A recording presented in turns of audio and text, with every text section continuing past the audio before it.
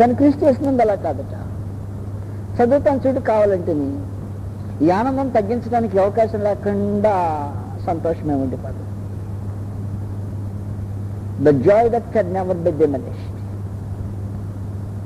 యోహాను సువార్త 12వ అధ్యాయంలో 16వ అధ్యాయంలో 22వ వచనం. యోహాను సువార్త 16:22. ఇప్పుడు దుఃఖపడుతున్నారు కానీ మళ్ళా చూస్తాను. ఓహో, ఇప్పుడు దుఃఖపడుతున్నారు, మళ్ళీ వస్తాను, నేను మిమ్మల్ని చూస్తాను, అప్పుడు సంతోషిస్తారు. అదిగో, that can never be diminished. తగ్గించేదానికే వీళ్ళు, తీసేసేదానికి అవకాశం లేదన్నమాట. 15వ అధ్యాయంలో 15వ అధ్యాయం యోహాను సువార్త 15వ అధ్యాయం 11వ వచనంలోనే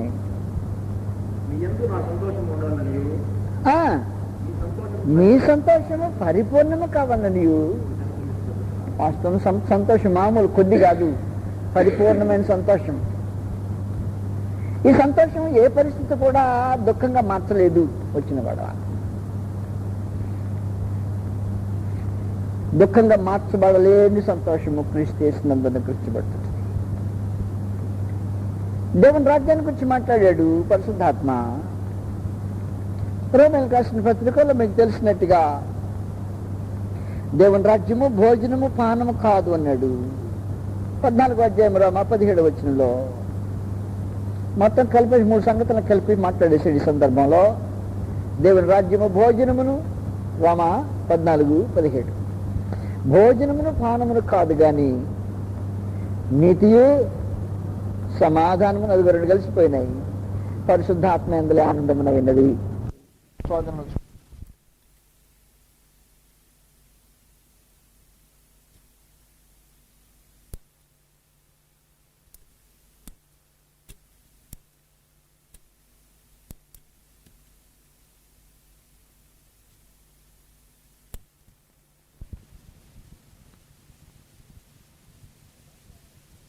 దాంట్లో ముగ్గురు వ్యక్తులు వచ్చారు దాంట్లో జోక్యం పుచ్చుకోవడానికి. నీతి, దేవుని నీతి, సమాధానము, క్రీస్తు సమాధానము, ఆనందము, పరిశుద్ధాత్మ. చిత్రమైన సంగతులు అనుగ్రహించబడతాయి మానవుడికి క్రీస్తులో ఉంటే. అయితే ఉన్నావా లేదనేది వేరే సంగతి. ఏ పరిస్థితులు ఆనందాన్ని తీసివేయలేవు అన్న సంగతి నేను మీకు వివరిస్తున్నా. ఉదాహరణకి పౌలును బర్నబానిద్దరిని పట్టుకున్నారు, భయంకరంగా కొట్టారు, వీపు గాయాలు చేశారు, లోపల తీసుకెళ్ళి జైల్లో గృహంలో కాళ్ళు పైకెత్తి చెక్క ప్రేముల్లో బండ బిగించారు. కాబట్టి కనీసం కూర్చోటానికి కూర్చోటానికి వీళ్ళ కాళ్ళు పైకెత్తి చెక్క ప్రేమలో బిగించారు. ఊడిపోతాయి అన్నట్టుగా నట్లు జాయింట్ రెండు కీళ్ళు తొలగిపోయేటట్టుగా గట్టిగా బిగించా. మరి పండుకోవడానికి అలాగా అవకాశం ఉంటే సగం ఈ పిచ్చతం కొట్టా. పండుకోవడానికి లేదు, ఇక్కడ కూర్చోటానికి. ఎందుకు వచ్చిందిరా బాబా ఈ కర్మ, క్రీస్తు యేసులో నాయన లేకుండా బాగుంది అనుకోండి. వారి సంతోషాన్ని ఏది తీసివేయలేదన్నమాట. ఏం చేస్తున్నారా రాత్రి? వారు పాటలు పాడుతూ దేవుని స్తుతించింది. ఎవడు పాటలు పాడేది? యాకోబు పత్రికలో చెప్పాడు పాటలు పాడేది ఎవడు. మీలో ఎవరికైనా దుఃఖం సంభవించినా అతడు ప్రార్థన చేయవలను, సంతోషము కలిగిన పాటలు పాడాలి. ఏం సంతోషమయ్యా మీకు ఇప్పుడు కలిగే సంతోషము? చదవదానితో సంతోషమా? కూర్చోబెట్టి బండలో ఫ్రేమ్ బిగించేసి ఇబ్బందులు పడుతుంది సంతోషం అంటేను. మా ఆనందాన్ని ఏ పరిస్థితులు ఏం చేయలేము. కారణం ఏమంటే మా దేహంలో ఆనందం కాదు. అది దేహంలో ఆనందం అయితే ఏదైనా మేలు జరిగినప్పుడు గంతులేస్తాడు, కీడు జరిగినప్పుడు కుసాలను కొలవాడు. భౌతికంగా ఏదన్నా కలిసి వచ్చిందంటే ఇంకండి పట్టపగ్గాలు ఉండవు. ఏదన్నా పోగొట్టుకున్నాడంటే ఇంకండి ఓదార్చేదానికి అవకాశం. కానీ క్రీస్తు యేసులో అలా కాదు. మా ఆనందాన్ని ఎవడు తీసివేయలేడు. అది ప్రభువులో మాత్రమే జరుగుతుంటుంది. క్రీస్తు యేసులో ఉండేవాడికి మాత్రమే సాధ్యమవుతుంటుంది. క్రీస్తు బయట ఇది మనుషులకు అర్థం కాకనే పోవచ్చు. ఏంద్రే దౌర్భాగ్యం లేదు, సిగ్గు కూడా ఉండలేదు. తల్లి బాగా చెతకు బాధేసి బొండలో బిగించి పెట్టితే సిగ్గు వగ్గు లేకుండా అమ్మ బాబు అని ఏడ్చేదానికి అంతా పోయి పాటలు పాడుతున్నారు చూడండి అన్నట్టు ఉంటుంది. ఎదుటి మనిషికి అర్థమయ్యే పరిస్థితులు బాగయ్యి క్రీస్తు యేసులో ఉండి అనుభవించుతాను. నెంబర్ 7,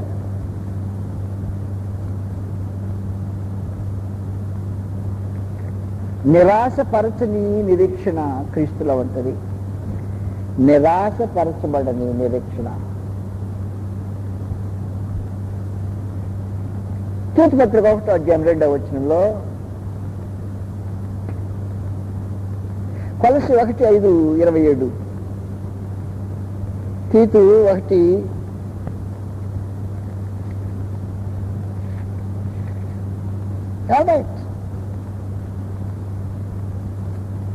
తెలుగులో వచ్చిన గొడవ ఏంటంటే 1 నుంచి 4 వచనాలు ఏకపుట్టుడిగా దాదాపు కొట్టేశాడు. దేవుడు ఏర్పరచుకున్న వారి విశ్వాసము నిమిత్తమును నిత్య జీవమును గూర్చిన నిరీక్షణతో కూడిన వరుసలు చాలా దూరం పెట్టాడు కదా, వదిలిపెట్టేసి నేను కొలసీలకు రాసిన పత్రిక వెళ్తాము. 1వ అధ్యాయము కొలసీలో 5వ వచనం జాగ్రత్త చూస్తేనే,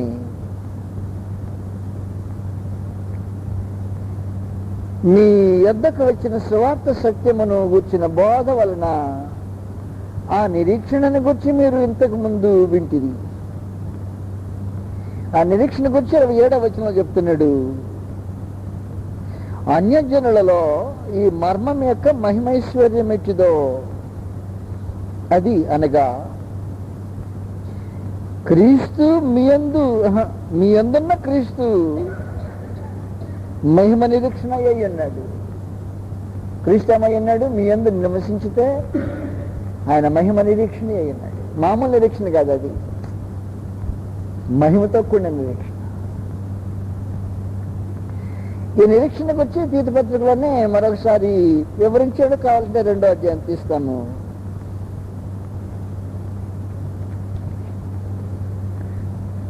2వ అధ్యాయంలో 11వ వచనం, నేల సమస్త మనుషులకు రక్షణ కర్మకు దేవుని కృప ప్రత్యక్షమై 11 నుండి మనం భక్తిహీనత నెహలో సంబంధమైన దురాశను విసర్జించి శుభప్రదమైన నిరీక్షణ నిమిత్తం. ఏ నిరీక్షణ అది? శుభప్రదమైన నిరీక్షణ. ఈ శుభప్రదమైన నిరీక్షణ క్రీస్తు యేసునందు మాత్రమే. తీతు పత్రిక 2వ అధ్యాయంలో చెప్పింది. శుభప్రదమైన ఈ నిరీక్షణ అనుభవించడానికి క్రీస్తు బయట ఎవడి వరకు తరం కాదు.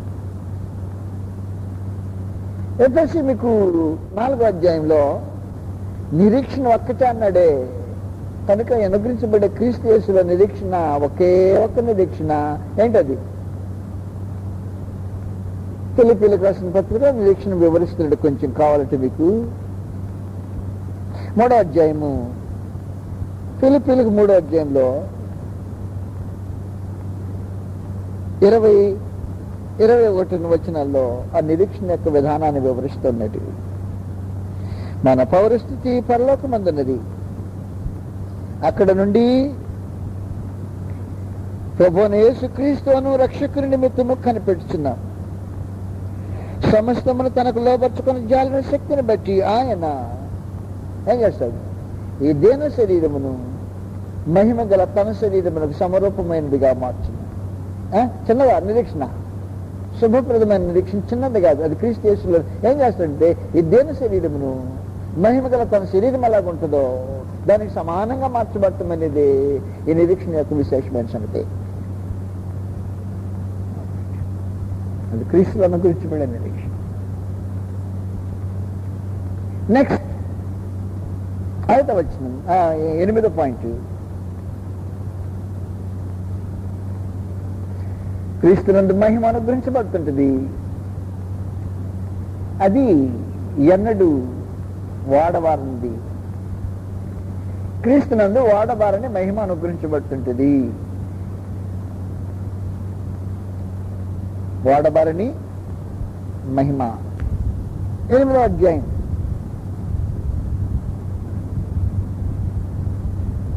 18వ వచనంలోనే మన ఎడల ప్రత్యక్షము కాబో మహిమ ఎడల ఎదుట ఎప్పటి కాలపు శ్రమలు అసలు ఎంచటానికే వీల్లేదు. ఇంత శ్రమలు పడ్డామని అనటానికే వీల్లేదు. కాబట్టి శ్రమలు ఒకటే చూశారు కానీ దాని వెనక ఇప్పుడేం చూడట్లేదు అన్నమాట. మహిమ చూడట్లా. శ్రమల వెనక మహిమ ఉంటుంది. ఫిబ్రవరి 12 వచ్చాయి. శ్రమ వెనక మహిమ ఉంటుంది అనేది దైవ సత్యం 12వ అధ్యాయంలో.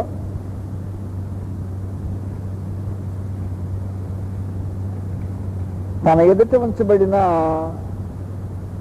ఆనందం కొరకై అన్నాడు కానీ మహిమ కొరకై వాస్తవంగా అవమానం నిర్లక్ష్య పెట్టి సిలువను సహించి అన్నమాట. ప్రభువైన యేసు 2వ వచనంలో కొలసీలకు రాసిన పత్రిక 3వ అధ్యాయము 4వ వచనం. కొలసీ 3:4 1:27. కొలసీ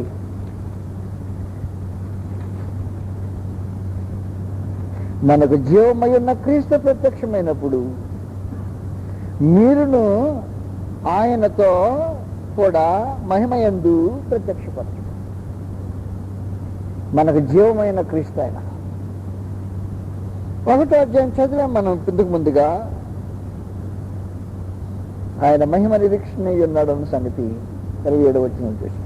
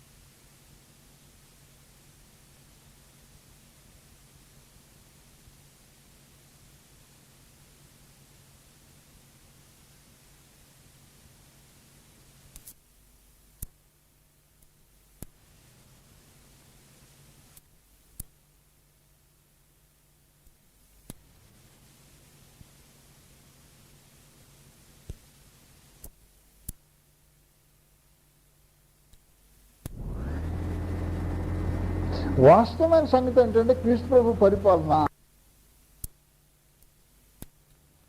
సమాచారం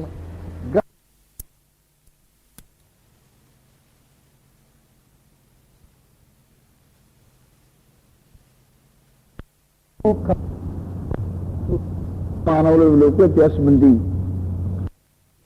సమాచారం గ్రంథమును బట్టి ఏంటంటే క్రీస్తు ప్రభు 1000 ఏళ్ళు పరిపాలన చేస్తాడు అనేది బైబుల్ ఎక్కడ లేదు.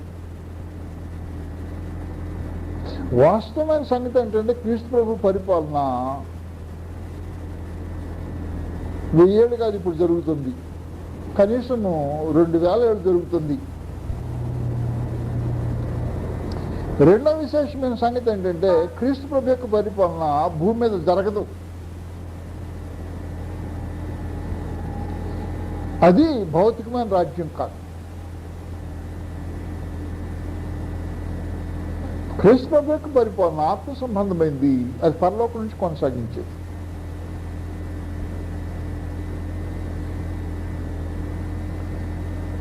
వెయ్యేళ్ల పరిపాలన క్రీస్తు ప్రభు చెందింది కాదు. వాస్తవానికి అదేంటో, అది ఎవరు సంబంధించిందో,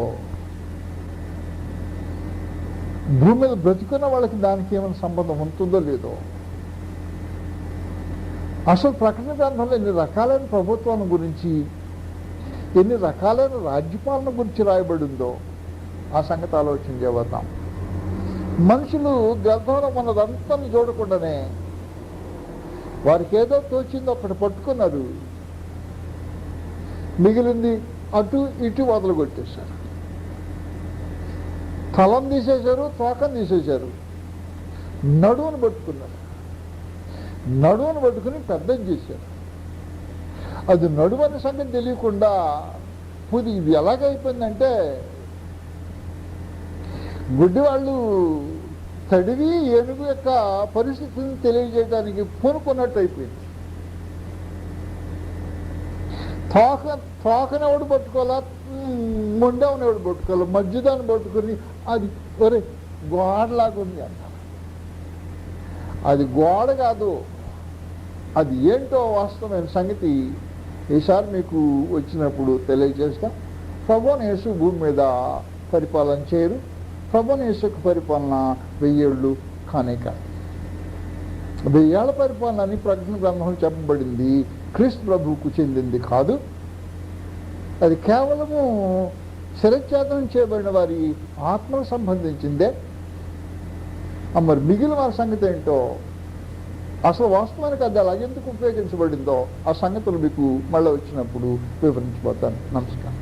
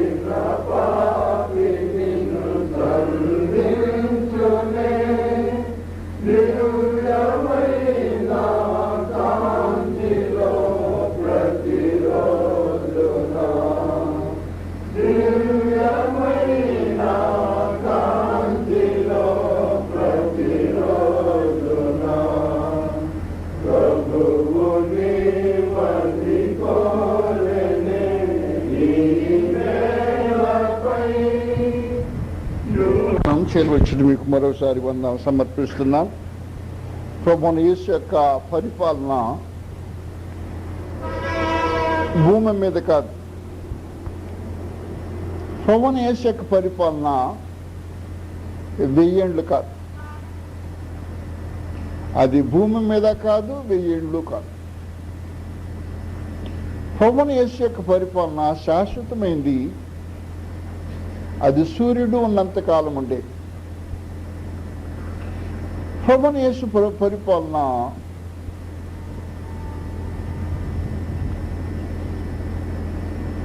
ఆకాశం ఉన్నంతకాలము, చంద్రుడు ఉన్నంతకాలము, మింట సాక్షి ఉండేంతకాలము ఉండేది. ప్రభువైన యేసు యొక్క పరిపాలన గురించి, ఆయన రాజ్యాన్ని గురించి అపార్థం చేసుకున్న మనుషులు లేకుండా పోలే. మత్తయి సువార్త 20వ అధ్యాయంలో ఆయన శిష్యులే ఆయన రాజ్యాన్ని గురించి అపార్థం చేసుకుని అది కేవలము అధికారం చేసేది, ప్రభుత్వం చేసేది, పెత్తనం చేసేది అనుకున్నారు. ప్రభు యొక్క రాజ్యము భూమి మీద రాజ్యం లాగా ప్రభుత్వం చేసేది, అధికారం చేసేది, పెత్తనం చేసేది కాదుట. మత్తయి సువార్త 20వ అధ్యాయము 20వ వచనం నుండి ఒక వింతైన సంగతి జరిగినట్టు మనము గతంలో చదువుకున్నాం. జెబెదయి కుమారుల యొక్క తల్లి, అంటే యాకోబు యోహానుల యొక్క తల్లి, తన కుమారులతో కూడా వచ్చింది.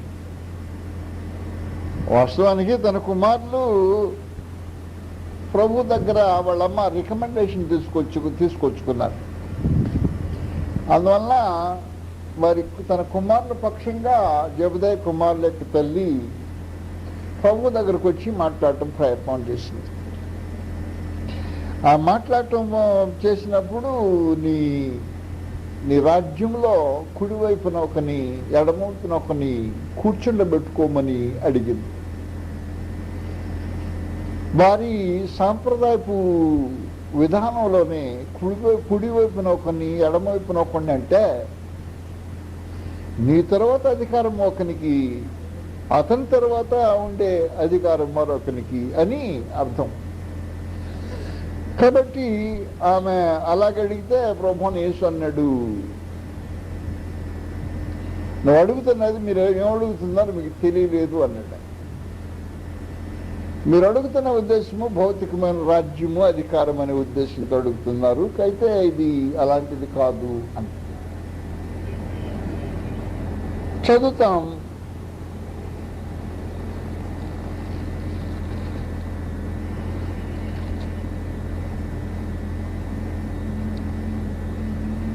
అందుకు యేసు 22వ వచనంలో,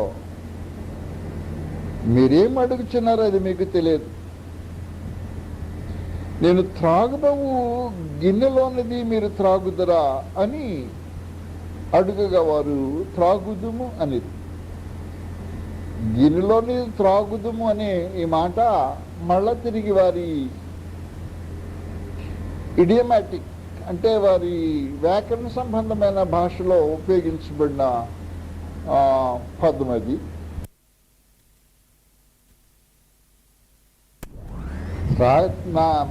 నేను త్రాగే గిన్నెలో త్రాగగలరా అంటే అర్థం ఏంటంటే నేను అనుభవించేది అనుభవించగలరా, నేను పొందేది పొందగలరా అని ప్రభువైన యేసు ఉద్దేశించాడు. వారు త్రాగగలము అని, నువ్వు అనుభవించేది నేను కూడా అనుభవించగలము అనేటప్పటికి ప్రభువైన యేసుకు స్ట్రైక్ అయినా, రైట్, ఆల్ రైట్, అలాగైతే మీరు నేను త్రాగగలరు అంటే నేను చనిపోబోతున్నా, శ్రమానుభవం అనుభవించబోతున్నా, మీరు కూడా శ్రమానుభవం అనుభవించుతారు, అది మాత్రం ఒప్పుకుంటాను. భవిష్యత్తును చూసి ఆయన ఆ మాట అంగీకరించాడు. అయితే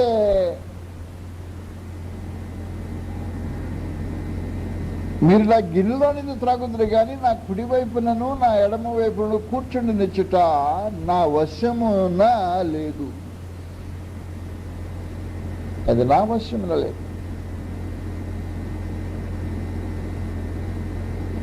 నా తండ్రి చేత ఎవరికి సిద్ధపరచబడినో వారికి అది దొరుకునని చెప్పారు. తక్కిన 10 మంది శిష్యులు ఆ మాట విని ఆ ఇద్దరు సహోదరుల మీద కోపపడి గనుక యేసు వారిని తన యొద్దకు పిలిచి,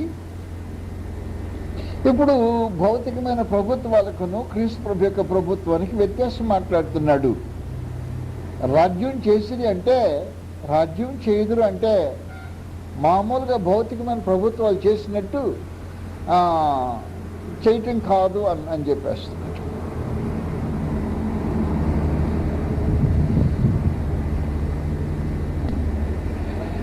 గనుక యేసు వారిని తన యొద్దకు వారిని పిలిచి అన్ని జనులలో అధికారులు వారి మీద ప్రభుత్వం చేయుదురు అనియు.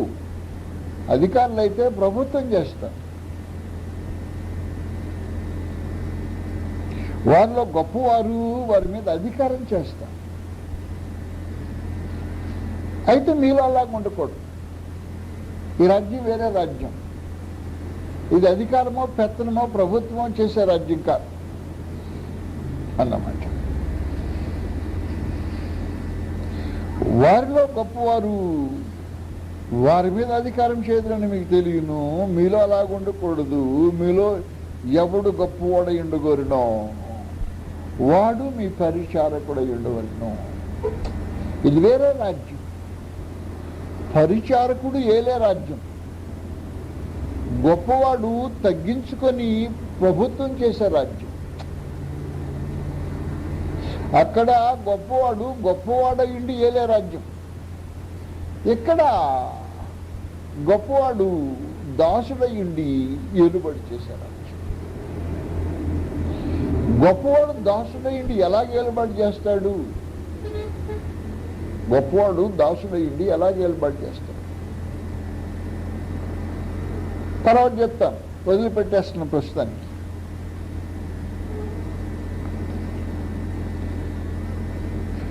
మీలో ఎవడు ముఖ్యుడైండు గోరునో వాడు మీ దాసుడై ఉండవలెను. అలాగే మనిషి కుమారుడు పరిచారం చేయించుకొనుటకు రాలేదు గాని పరిచారం చేయుటకును అనేకులకు ప్రతిగా విమోచన క్రయధనముగా తన ప్రాణం ఇచ్చుటకు వచ్చారని చెప్పాను. కాబట్టి ఈ ప్రభుత్వాల విధానము వేరుగా ఉంటుంది, ఏలుబడి చేసే పద్ధతి వేరుగా ఉంటుంది. అధికారులు ప్రభుత్వం చేయటం వేరే,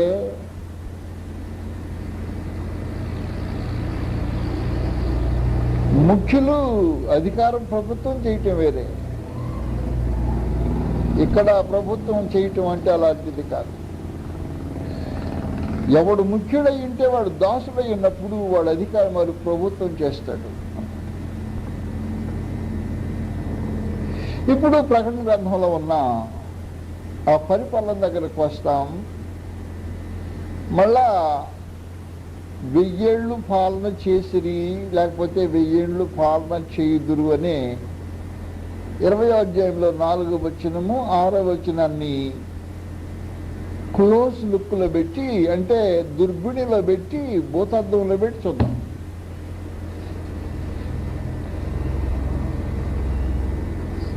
ఏ విషయంనైనా సరిగ్గా మనం గ్రహించడానికి భూతార్థంలో చూడటం అవసరమైపోయింది.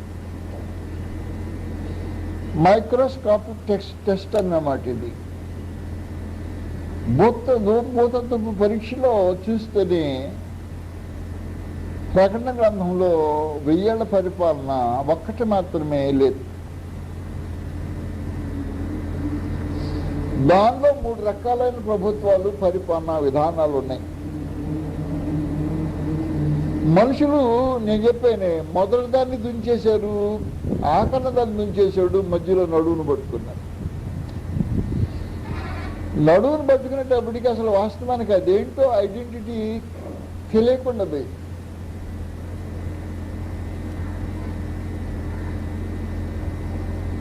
దాని గుర్తింపు సరిగ్గా తెలియకుండా పోయింది. తల లేదు, కాళ్ళు లేవు, మొండెం మాత్రమే ఉంది. ఎవరిదని గుర్తుపడతాం? తల లేదు, సంపూర్ణంగా తల తీసేశారు. కాళ్ళు తీసేసి మొండెం మాత్రమే ఉంది. ఎవరిదాన్ని గుర్తుపడతాం? తలుంటే గుర్తుపట్టడం సులభం, కాళ్ళుంటే కూడా కొంతవరకు గుర్తుపట్టడం సులభం. ఇక్కడి నుంచి కాళ్ళు పోయా, ఇక్కడి నుంచి తల పోయా, మధ్యలో ఉండే దాన్ని పట్టుకొని పరీక్ష మనుషులు ఊరకనే మాట్లాడు. ఇప్పుడు నేను మీకేం చేయబోతానంటే, ఆ పరీక్ష తప్పురా బాబు, తలను మొండెంతో కలిపి మొండెమును కాళ్ళతో కలిపి సంపూర్ణమైన ఒక బొమ్మను చూపెడితే దాన్ని గుర్తించటము తేలిగ్గా ఉంటుంది అని సంగతి తెలియజేస్తుంది. అందువల్ల 1000 ఏళ్ల పరిపాలన గురించి చెప్పినాడు కేవలము తలను తీసేసి కాళ్ళను తీసేసి మొండాను పెట్టి సంగతి చెప్పాడు, దాని గురించి మాట్లాడాడు. అందుకనే పొరపాట్లు పోవటం జరిగింది. ఇప్పుడు ప్రకటన గ్రంథానికి సంబంధించి చాలా జాగ్రత్తైన పదాలు పరిశుద్ధాత్మ ఉపయోగించి, మొట్టమొదటి సంగతి ఏమంటే, ఈ ప్రవచనం 1వ అధ్యాయం 3వ వచనంలో ఈ ప్రవచన వాక్యము చదువువాడును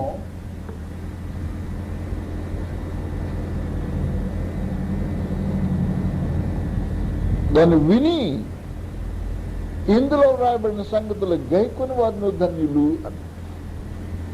మొట్టమొదటి ఏమని తెలిసిందంటే, పుస్తకం ప్రవచన గ్రంథము అని సంగతి తేల్చిపోయింది.